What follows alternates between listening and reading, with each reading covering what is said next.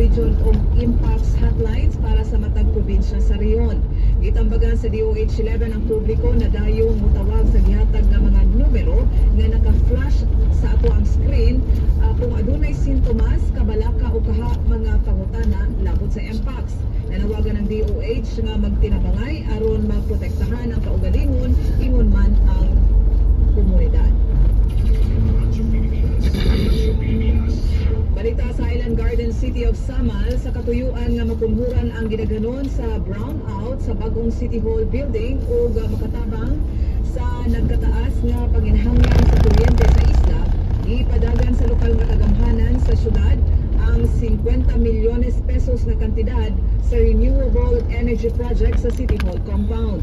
Pinaagi sa gift or sa grid tied solar power energy system ang proyekto nga dunay total capacity of 466 kilowatt. Migamay ang reliance niini sa power provider sa isla kay niubos ang gasto sa kuryente ug nilambo ang building's energy resilience. Ang renewable energy project wala lamang nagtubag sa dugay nga krisis sa kuryente apan lakip na ang pagpromotar sa environmental sustainability and cost-saving green energy solutions ug fundamental infrastructural development. Karon ani ang balita sa lakat sa panahon gikan sa Pag-asa Davao karong adlaw Biyernes sa pitsa 30 sa bulan sa Mayo 2025. Ang Dakbayan sa Davao ug ubang dapit sa Davao Region makasinati og panalagsang pagdag-om sa kalangitan inubanan sa patak-patak na pag-ulan, kilat ug pagpanalugdog tungod sa localized thunderstorms. Posible ang pagbaha o pagdahili sa yuta kung dunay masinati nga severe o thunderstorms hinay ngadto sa kasarangan nga huyop sa hangin nga nagagikan sa habagatang sidlakan ngadto sa habagatang kasadpan nga direksyon ang mopasulabi ug ang kadagatan hapsay ngadto sa kasarangan ang pagbalod. Sa Davao City, ang temperatura karon anaa sa 25 degrees Celsius hangtod sa 34 degrees Celsius. Nisidlak ang adlaw alas 5:24 sa buntag ug mosalop ang adlaw alas 5:54 sa hapon.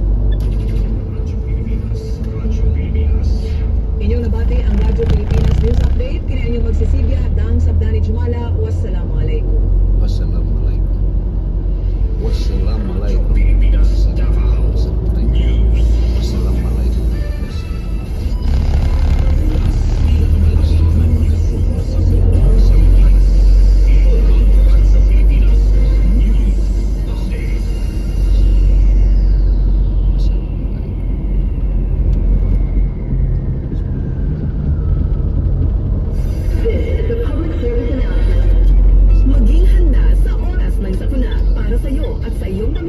Laging siguruhin, Go Bag ay nakahanda at naglalaman ng mga sumusunod.